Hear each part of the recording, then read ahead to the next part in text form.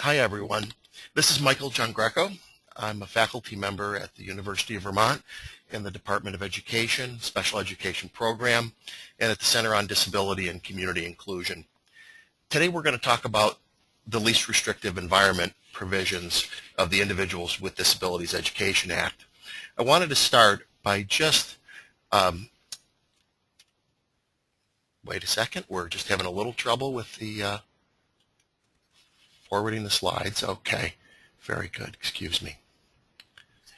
We just want to start a little bit by talking about the definition of what LRE, least restrictive environment, means in the federal language. So these are quotes from the Code of Federal Regulations, and it says that the least restrictive environment means that to the maximum extent appropriate, children with disabilities are educated with children who are not disabled, and that special classes, separate schooling, or other removal of children with disabilities from the regular education environment occurs only if the nature or severity of the disability is such that education in regular classes with the use of supplemental aids and services cannot be achieved satisfactorily. One of the things that is really ironic about this definition is that it was designed so that children with disabilities had better access to regular schooling.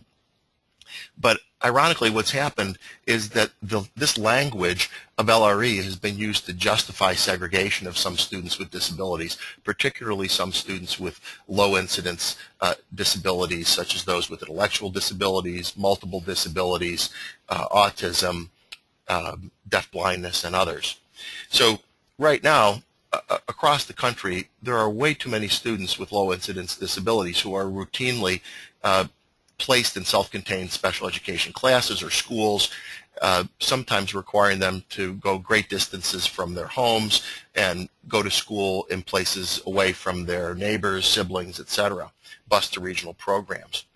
Now, one of the challenges with the least restrictive environment conditions within IDEA is that we have other terms that we use in our field that are related and overlap with the LRE terminology. So I want to just touch on a couple of these that we'll talk about because they really are all interrelated and they're important to realize as you're talking with others on your teams about LRE provisions. First is the issue of placement, physically where the student is placed. So placement in the general education classroom for federal reporting purposes falls in basically three categories. If a student is in a regular class 80% of the time or more, lots of people would kind of commonly say that that student is, quote, included. Of course, it doesn't talk about what's happening in the class, just that they're physically present in the regular class 80% of the time or more. And then there's the 79 to 40% range, and then below 40%. Also, you know, it's important to recognize that the term inclusion or inclusive education is not in IDEA, and that it's not necessarily synonymous, although it's overlapping, with LRE. It's also important to recognize that there's no agreed upon definition about what inclusion means. You can go to the literature and certainly find many overlapping definitions of inclusion, but there's no one agreed upon definition. It differs from state to state. It differs around the world. But the important thing is to recognize that when you're talking about whether a student is placed in regular ed, whether they're placed in the least restrictive environment, whether they're being included, these are not necessarily synonymous terms. A student can be placed in a general education class and not be included. We'll talk about some examples of that as we go forward, but I'm sure many of you have observed a phenomenon where you see a student physically present in the classroom but not really included in what's happening in the life of the classroom. So for purposes of today, I want to share with you what I mean when I use the term inclusive education. You may have some different understandings of it, but just so when I use the term you understand what I mean by it.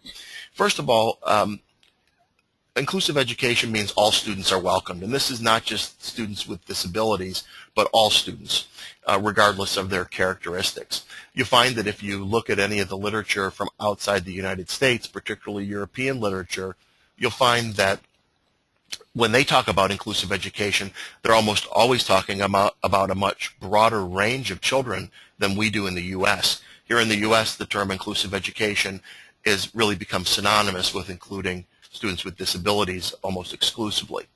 Secondly, in inclusive education, disability is recognized as a form of human diversity.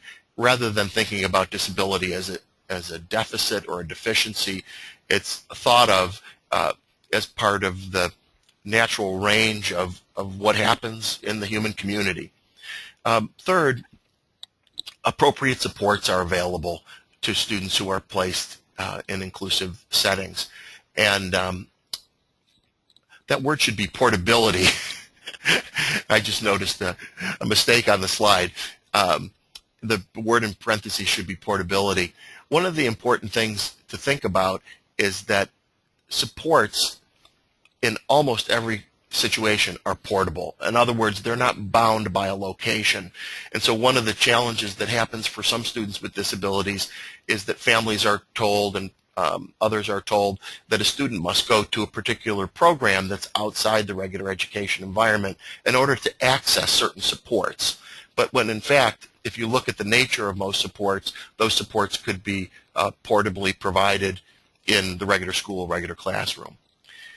In inclusive situations, natural proportions are important. By natural proportions, we mean the naturally occurring proportion of students with and without disabilities in a particular school or setting.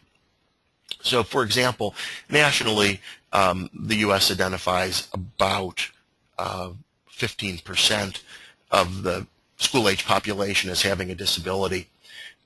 So that would be kind of a target in general. Obviously, it varies from school to school, and when you're dealing with a small class size, the percentages can change very quickly just by adding or subtracting one student.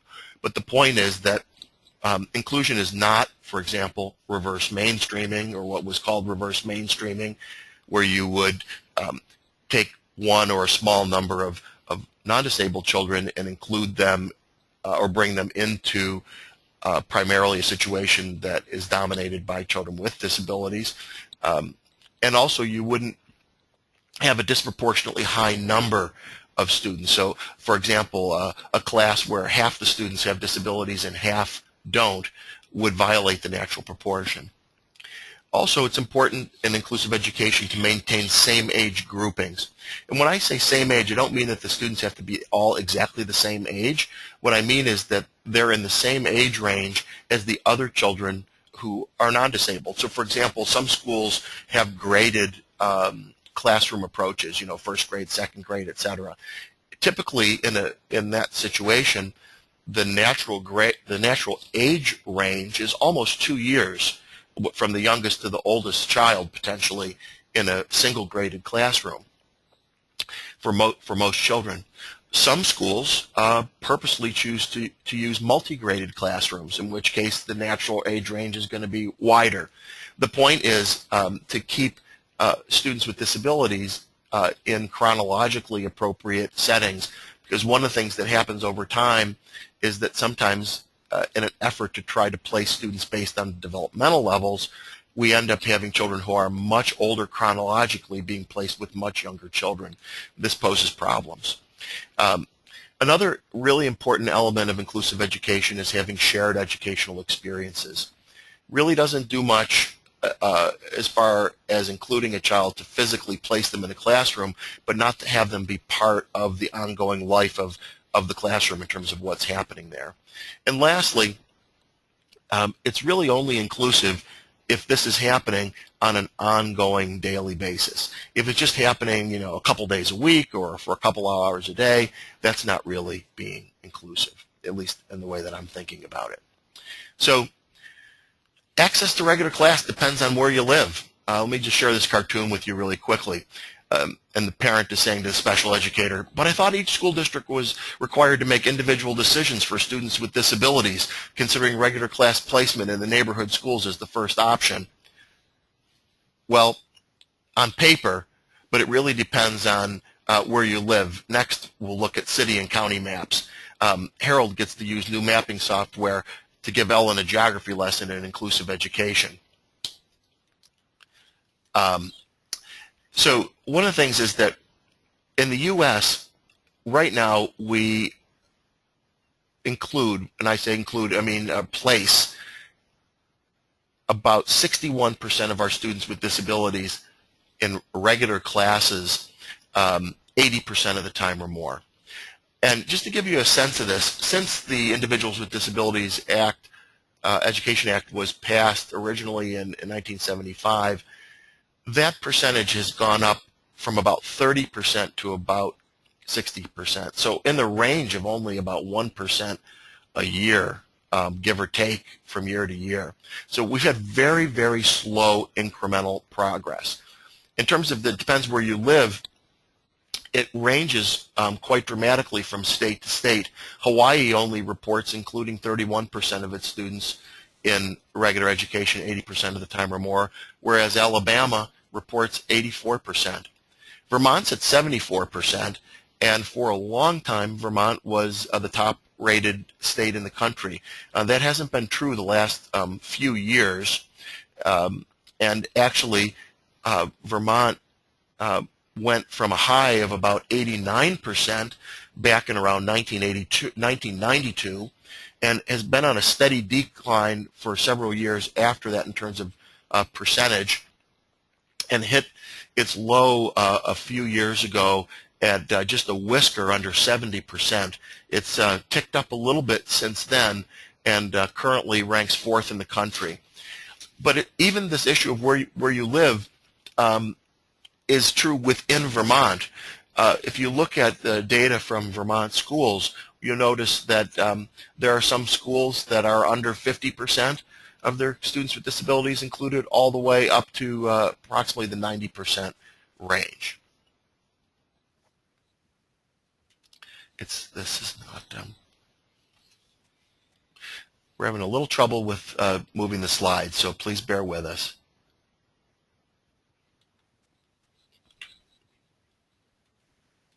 Thank you. One of the things that's important to keep in mind is that when we think about kids with disabilities being part of the broader school community, virtually every school district or individual school has some kind of mission statement about what they stand for. And as the cartoon suggests, Fred was shocked when he read the small print. You know, most schools do have a lot of rhetoric around inclusion and including students with disabilities, or including all students can learn, etc. But in reality, we have some lapses in pursuing this stated mission, and we have had for a long time. Those inclusion radicals want everything yesterday. What do they expect? I know what you mean. We've only had LRE provisions in the law since 1975. Administrators at Snailville School lament the speed of change. So as I mentioned, we've only raised our regular class placements about 1% per year over the last 35 years. We've had a lot of time. You know, what's taking so long? Well, I'm going to start by just assuming the best, a little tongue-in-cheek, and kind of assume that maybe it's just been a little bit of an honest mistake. This is inclusion mishap number 9. Due to a faulty intercom, Mrs. Snippet thought the school principal said, "You have a new student coming to your classroom. He has disabilities. Do your best to elude him." So on a more serious note, let's get back to a series of clarifications about LRE. Okay?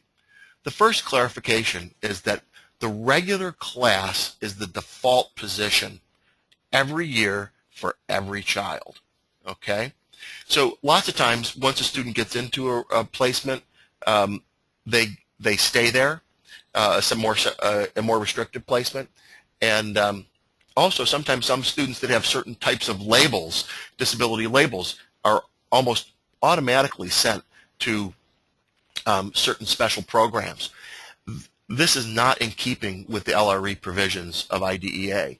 IDEA, and this is a quote from IDEA, presumes that the first placement option considered for each child with a disability is the regular class in the school the child would attend if not disabled, with appropriate supplementary aids and services to facilitate such placement.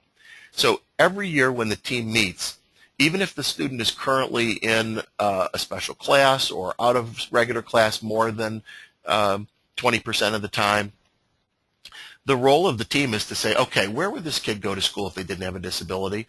Let's look at what they need to learn and what it would take to support them in that environment. That is the starting point, and that's something that frankly doesn't happen in some schools as regularly as it should.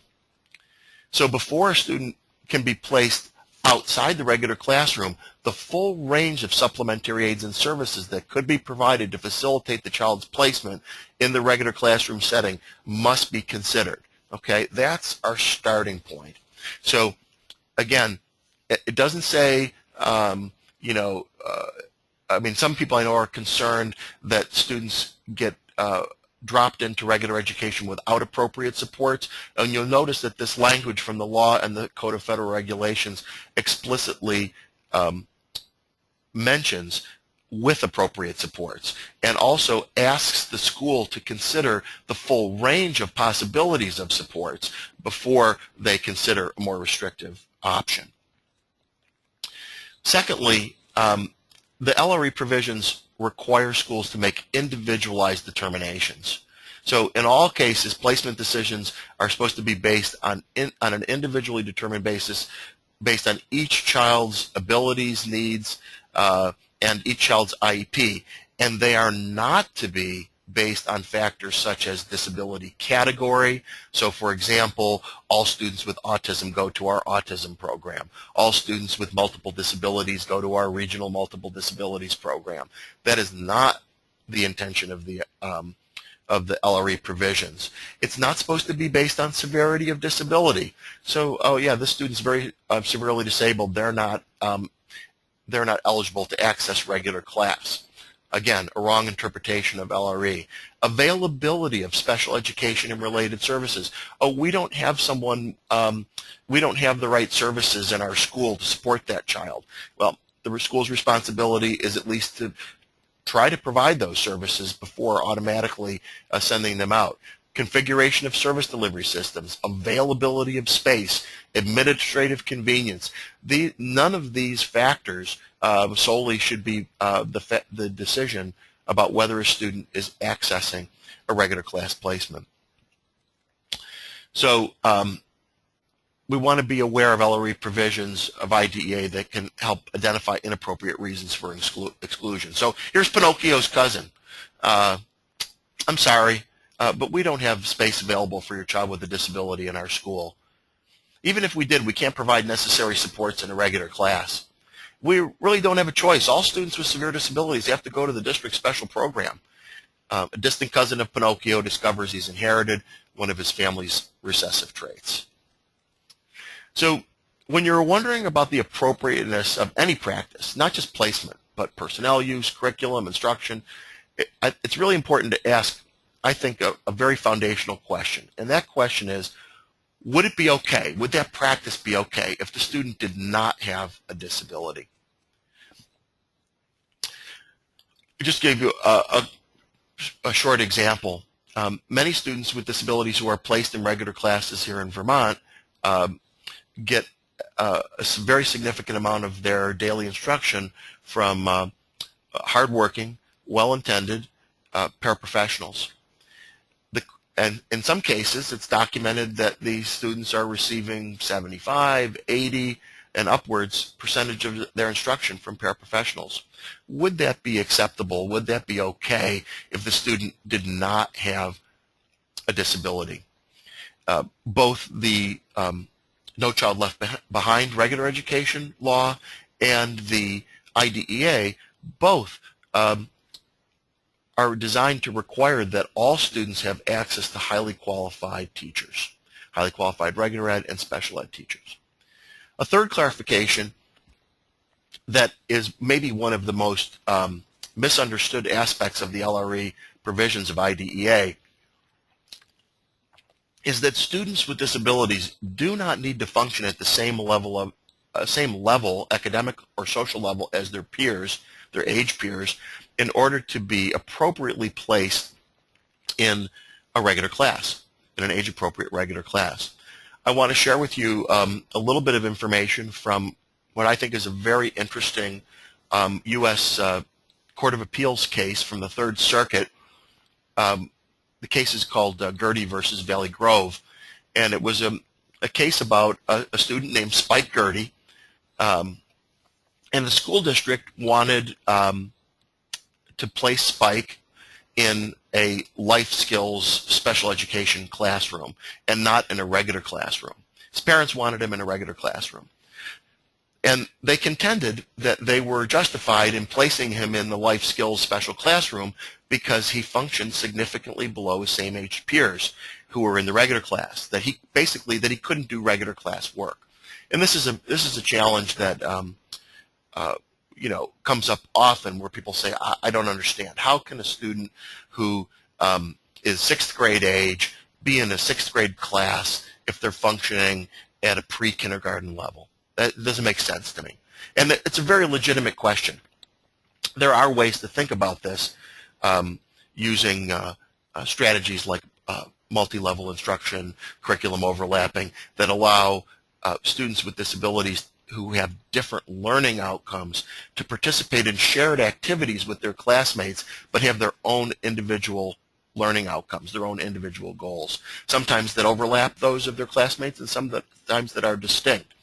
So in this particular case, what happened that was really interesting was that the U.S. Department of Justice and the U.S. Education Department jointly wrote a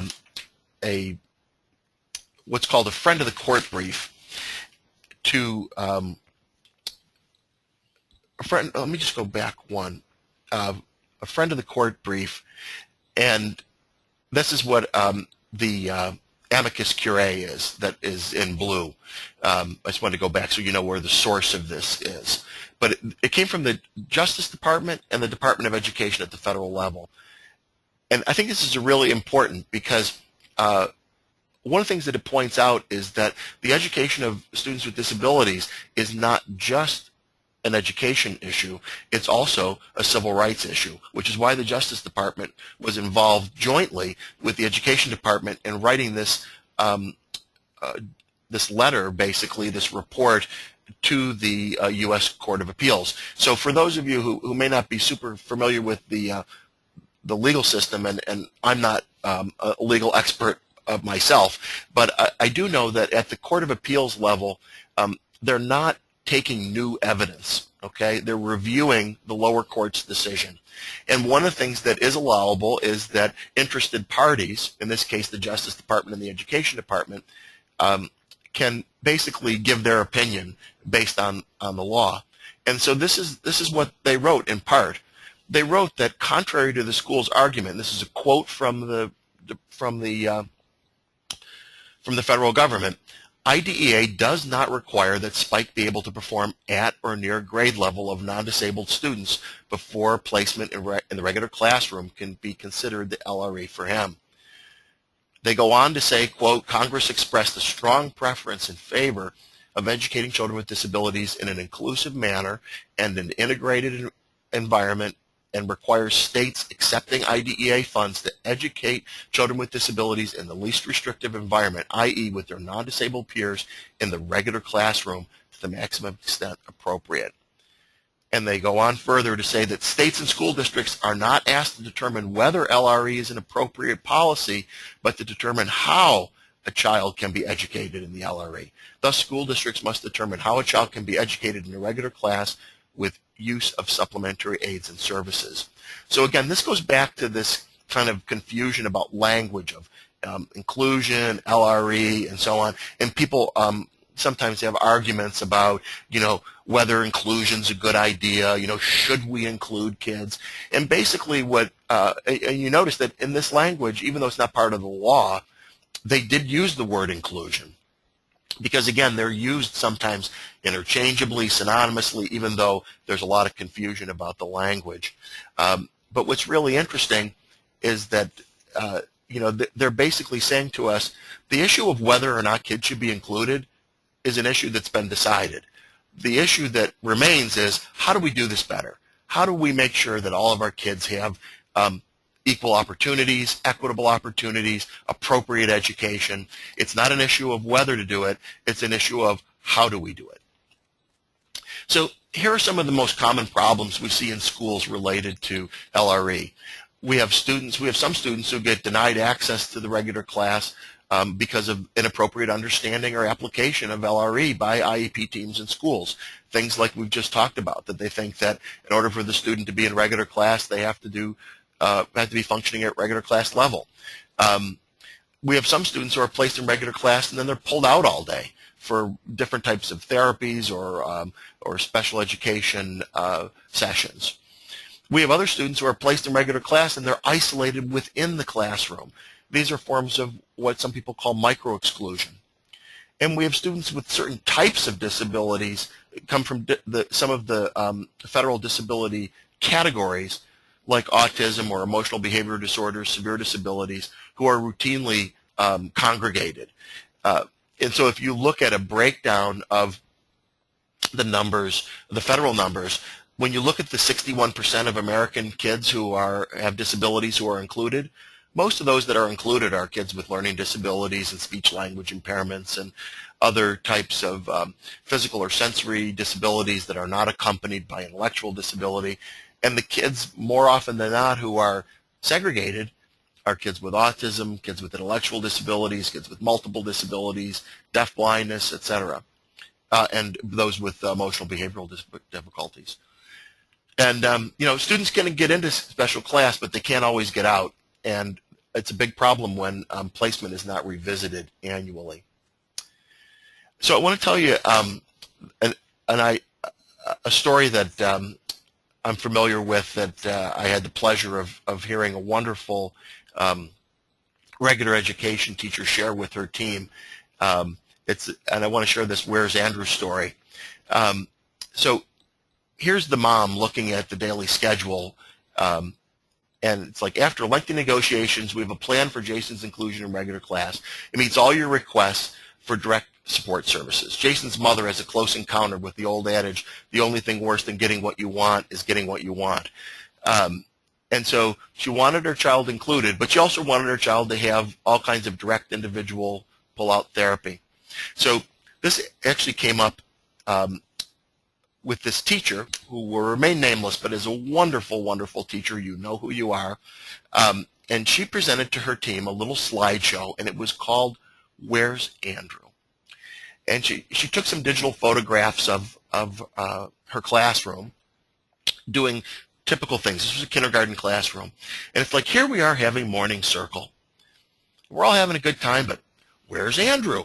Well, Andrew's not here. Andrew is off getting speech pathology in a separate space. And here we are in reading groups. But where's Andrew? Well, Andrew's getting occupational therapy in a pull-out session. And here we are doing math and social studies and science, etc. And well, where's Andrew? And finally, the teacher said, I am ready, willing, and able to be Andrew's teacher, but I can't be Andrew's teacher if he's not here. He can't be part of the classroom community if he's constantly being pulled out.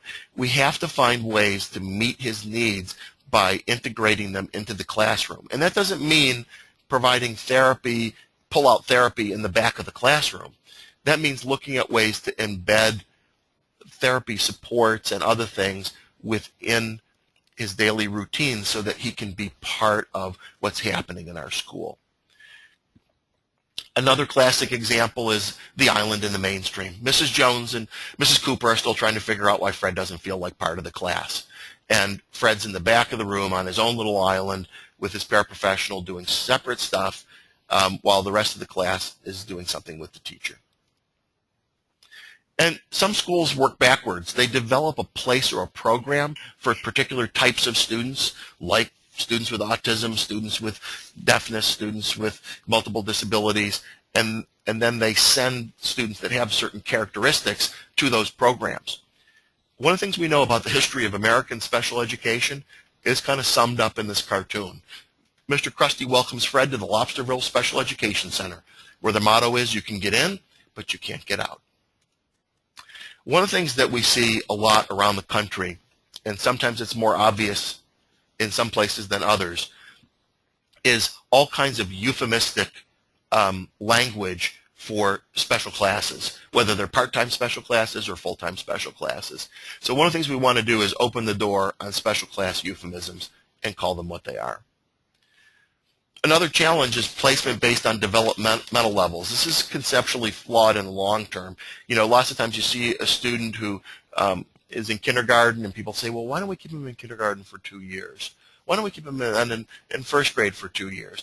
And pretty soon you have a situation like this, you know, functioning level rather than chronological age, where you've got a teenager in a class with kids who are really little. And this is usually when we get to this point, when we try to operate this way, in this flawed way, this is usually the point where people say, well, see, inclusion doesn't work for older kids. This is where we've got to go to special class. And it's true that it's really interesting that kids are more included at the elementary levels, partly because, I think, of these misconceptions about the LRE provisions. A great example is you can go within a school district. I just spoke to some folks about this yesterday, as a matter of fact. Same school district. You've got a student with a disability, a significant disability, who has gone through a K-8 school, and they have been included in regular class 80% of the time or more. Now they go from 8th grade, they transition to the high school. Now they're in 9th grade. The student is virtually exactly the same. Characteristics of the student are the same, the needs of the student are the same, the rate of learning of the student is the same, the learning styles of the student are the same, but all of a sudden the student's not included in high school. Why? The student's not different. It's the school that's different. So when we talk about like who can be included, one of the problems is there's, in terms of the LRE, there's an overemphasis on the characteristics of the student and not enough emphasis on our characteristics, the attitudes, practices, organizational structures, etc., that the adults responsible for the child's education are putting in place in the schools. Students don't need to earn the right to access the general education. Here's the parole approach to school inclusion. What are you in for? Cerebral palsy, but they said with good behavior I could be out in 3 to 5. You know, this is particularly an issue for kids with behavioral challenges who are grouped, and I don't mean to minimize at all the challenges of supporting a student, particularly with learning or with behavioral challenges in a regular class. I hear and see in schools regularly how challenging teachers can find this. But at the same time, when we take a child who, let's say, is aggressive, socially immature,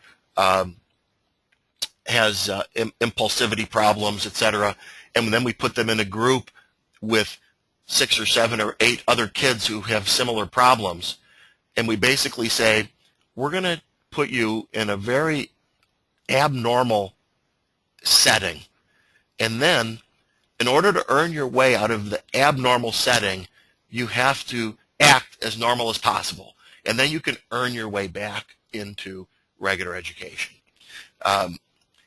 You know, there's lots of parts of that I have questions about that just, to me, don't make sense. I guess you have to ask if they make sense to you.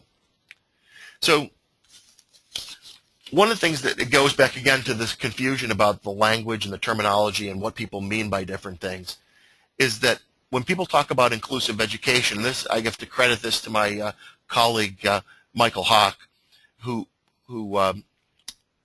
reminded me that when you talk about inclusive education, that doing it wrong doesn't make it wrong when people argue about inclusion. And one person saying to the other, we placed Jason in a regular class part of the time. We assigned a full-time aide. We even did therapy in the back of the classroom. He still can't do the same work as the other kids. Inclusion isn't right for everyone. And his colleague is just shaking his head saying, you still don't get it. Because each of those things that person cited are examples of misconceptions and poor practice. The other thing that's really important is there are some people that would lead you to believe that a choice has to be made, an either-or choice. You're either going to include kids or you're going to give them quality instruction that's individually appropriate. Can't have both. So what do you want? Do you want your kid included, or do you want them to learn? This is a false choice and an unhealthy one. We want to make sure that kids have access to quality curriculum, instruction, supports, and this is inextricably linked to inclusive settings and environments. The truth is we already know how to provide instruction in segregated settings. We've known how to use things like various literacy approaches, applied behavior analysis. There's all kinds of evidence-based practices that we already know how to use in segregated settings. The only way we're going to advance our practice is to figure out how we're going to provide this kind of high-quality curriculum and instruction within inclusive environments. It's the only way we're going to move forward. So as I alluded to earlier, actually didn't allude to it, I said it outright. When you start thinking about who can be included in general education classrooms, it's anyone we decide to support.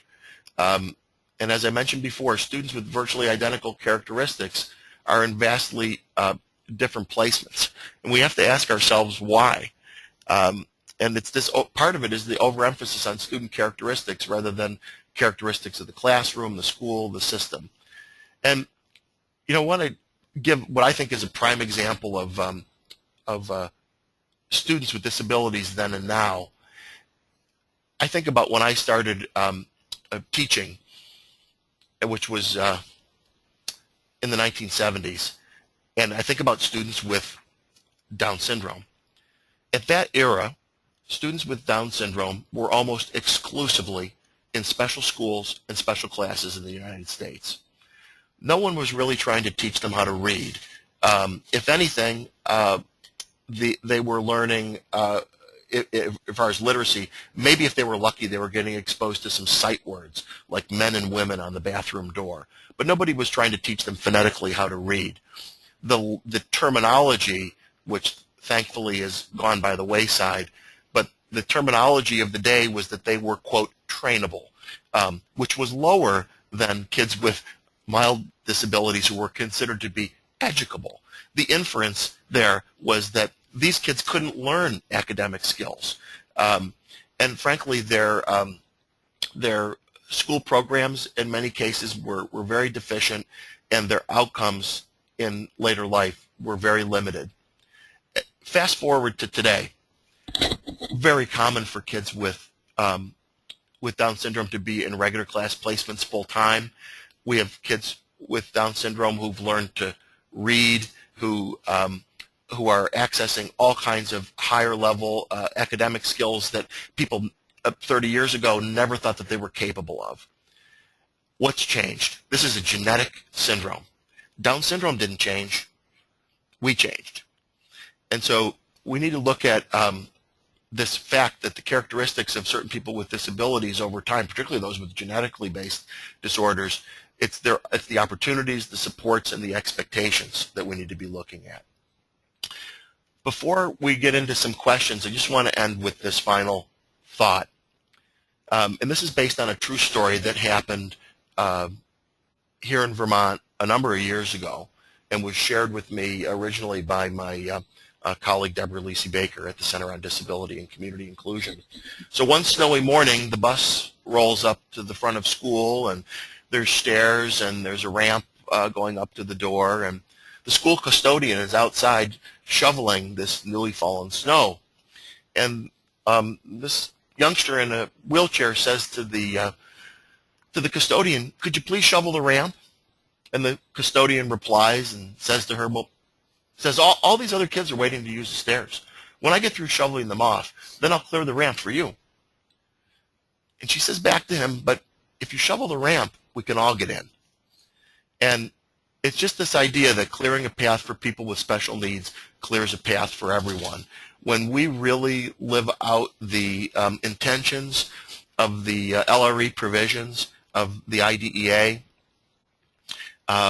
we are really almost always making changes in our schools that are benefiting a much broader array of children with and without all kinds of ongoing or temporary special needs.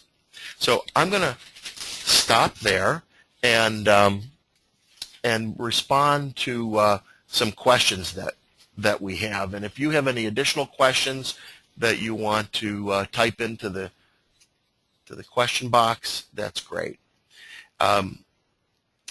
The first question that I have here is, why has Vermont's percentage of inclusion decreased?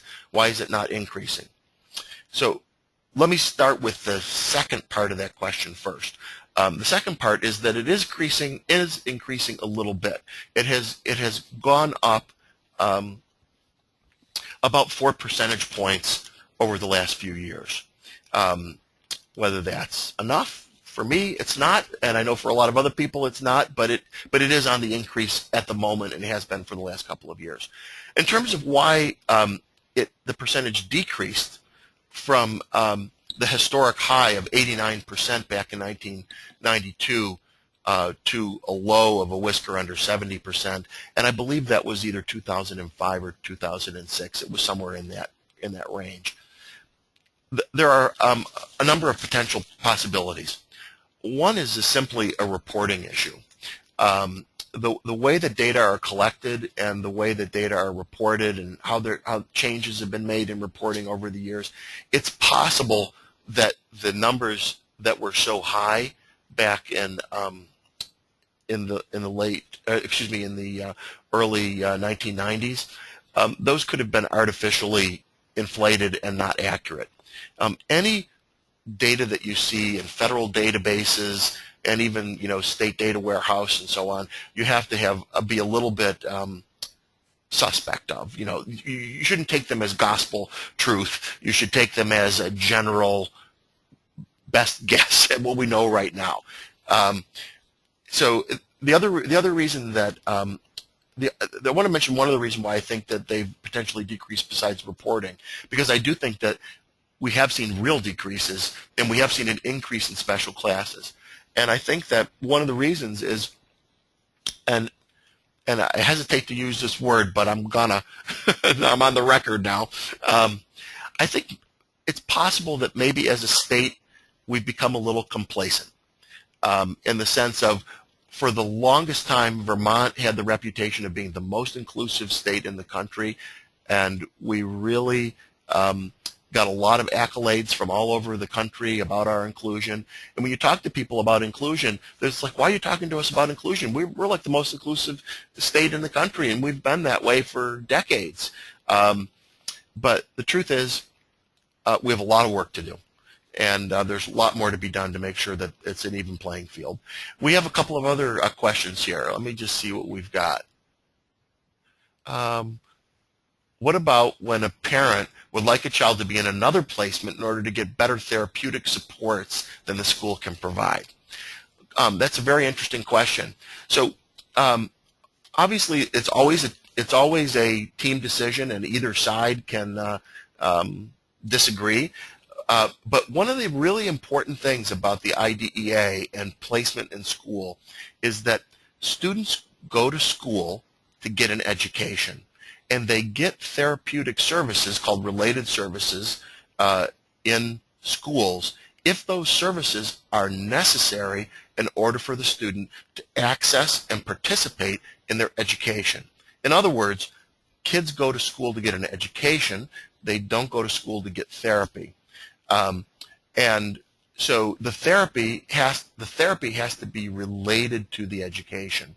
I'm not sure if that exactly responds to your question, but that's one of the, I hate to call it a constraint, but that's one of the parameters of what schools are charged to do in terms of the types of therapeutic supports that they provide. They have to be educationally relevant, and they have to be educationally necessary. Now, what constitutes educational relevance and necessity is open for a lot of debate. So I wish you luck with that.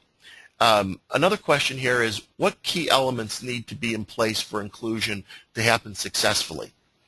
Well, as the very first slide of the very first slide in this presentation showed, the first thing is just like being present, being there, okay? But obviously that's not enough. There's a lot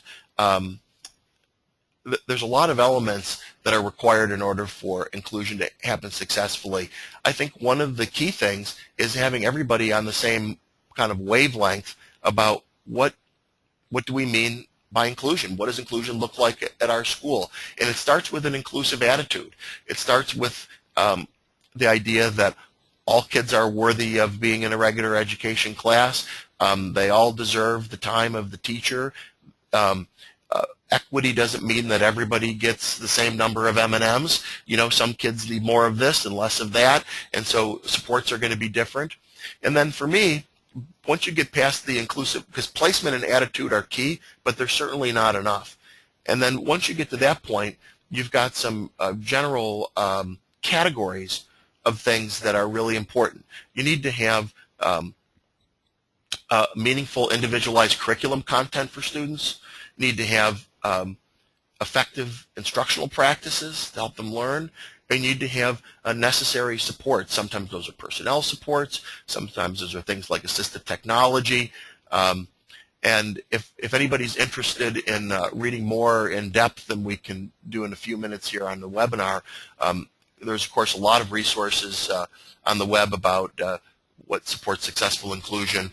And if you go to my faculty webpage at UVM, a lot of those resources are available. So another question is, what about a child who is hearing impaired and his main way of communicating is signing? He's unable to communicate with peers and other staff other than his teacher and aide. Service providers recommend a change of placement, but school feels he's making gains on IEP goals and objectives. That's a really interesting question, and actually relates back to one of the earliest Supreme Court rulings related to LRE provisions and least restrictive environment and free appropriate publication, free appropriate public education, FAPE, which was the Rowley case, a case about Amy Rowley, a student who also was hearing impaired and in regular class. And that case was about interpreter services. But, you know, this is certainly challenging because a child who's in an environment where they don't have communication partners is very problematic. There are some schools where when they have a student who is deaf, they make concerted efforts to teach sign language, if that's the child's if it's the student's primary mode of communication, that they use sign language with all the kids and start to teach a much broader array of people sign language. So there are things that can be done. There's also obviously interpreter services, and I hesitate to comment too much on this only because it's not an area of expertise for me, but I know that there are children, and it depends on the amount of residual hearing as well, but there certainly are many students with hearing impairments or students who are completely deaf who have been and continue to be successful in regular class. The other thing that's really important, depending on the age of the student, is there's a lot of talk and less action around involving students with disabilities in decisions about their own supports. Lots of times, particularly a student who's hearing impaired probably has a lot of their own thoughts about what would help them and what would work, what would make their school situation better. And I would encourage any team, and it wouldn't be just around students with hearing impairments, but as much as possible and as age appropriate, to include students with disabilities in decisions about their own supports. We have another question here. Who determines what LRE really is? Sometimes being the only one around with a severe disability is isolating. In special schools, not specific for different disabilities, sometimes children are able to be included and have a less restrictive environment. I think it is closed-minded to believe that there is one thing, regular classroom for all students, that should be the choice. All kids are worthy of feeling part of the community, and even special needs community, our true learning can take place. That's a very good point, and I want to make sure that we make the distinction that LRE does not equal regular class. And I apologize if I suggested otherwise. The least restrictive environment under the law can be something other than a regular class. The point is that we always are supposed to start with the regular class as the first option that is considered before considering more restrictive options. So a placement that is other than the regular class can be the least restrictive environment for some students. The other thing is that myself, I did my early teaching in a homogeneous classroom of students all who had severe and multiple disabilities, special class and a special school. I would certainly like to believe that, and I do believe that true learning happened in that environment. So I've had that experience. At the same time, I know that students who are exactly like or very similar in terms of their characteristics to the students I taught in a special setting are now being successful in regular classes and having opportunities that they hadn't had before. So part of the question is what's missing in the regular environment? Because students who are in special schools and classes, other students who are very similar to them are in regular ones. So I wish you luck with that. Another question here says that a number of Vermont schools have alternative programs either within the school or in a separate location. These are largely for youth with emotional and behavioral disorders. What advice would you give those schools to improve or get rid of those programs? You're absolutely right that this is really an accelerating trend. And it's a very complex problem that, I don't know that there's I know that there's no single or easy answer to. I know that one of the things that schools have been around the state have been doing is many schools have taken on the PBIS, Positive Behavior Interventions and Supports model, tiered models of support. But I think part of it is, I come more out of the severe disabilities community than the emotional behavioral disabilities community. But in that community, one of the things we think about with, for example, augmentative communication and kids who have communication difficulties is thinking about what the communicative intent of behavior is. And I think that we have to do that for kids with emotional behavioral disabilities as well. I think the structures of schools, don't necessarily lend themselves to effectively including these kids right now.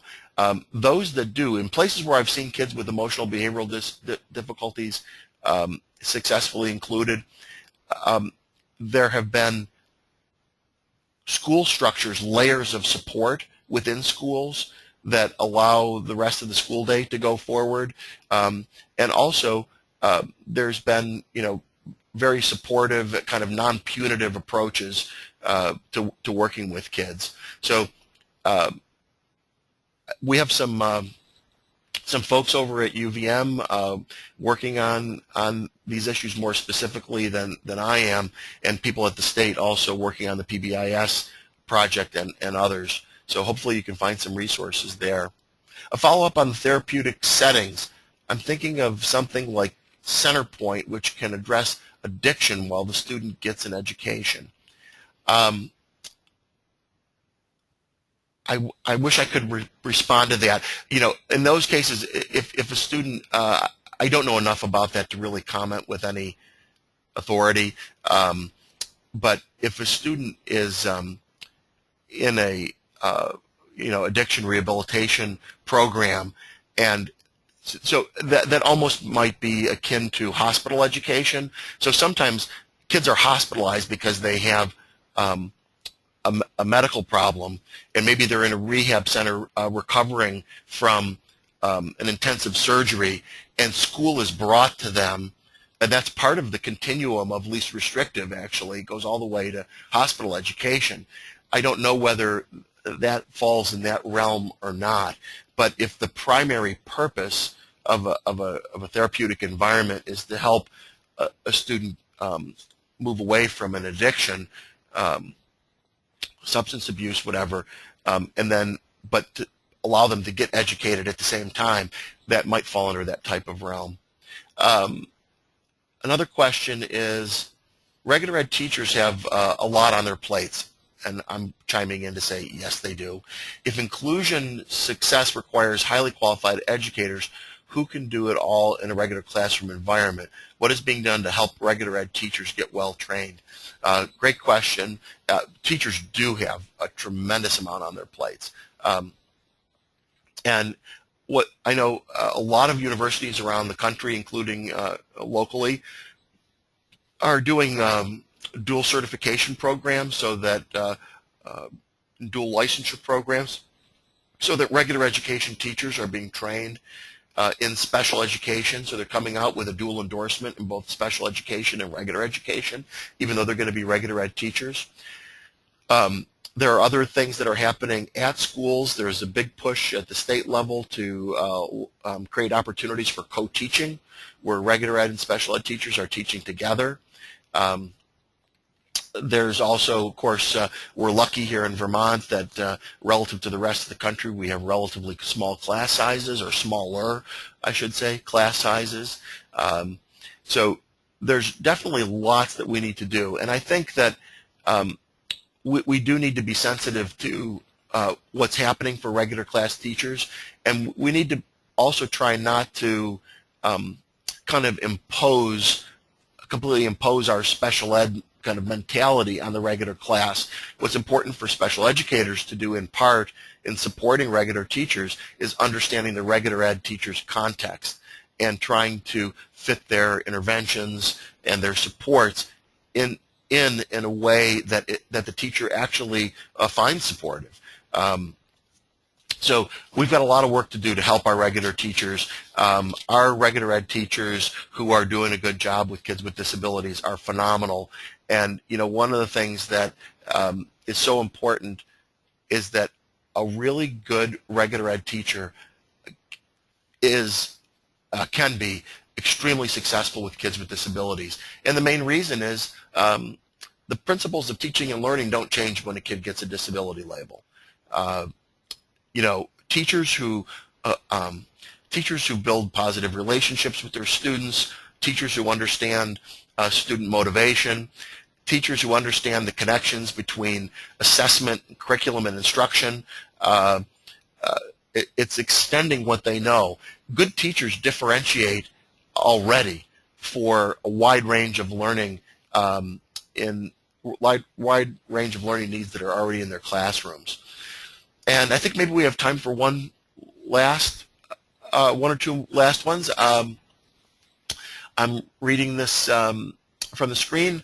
Our son has a cognitive impairment and is part-time at the local high school. He is functioning at an early 4th grade level academically, so we are encouraged to have him in the special education classroom for reading and math, because he would be lost in high school level English or algebra classroom if he was included, even with a para.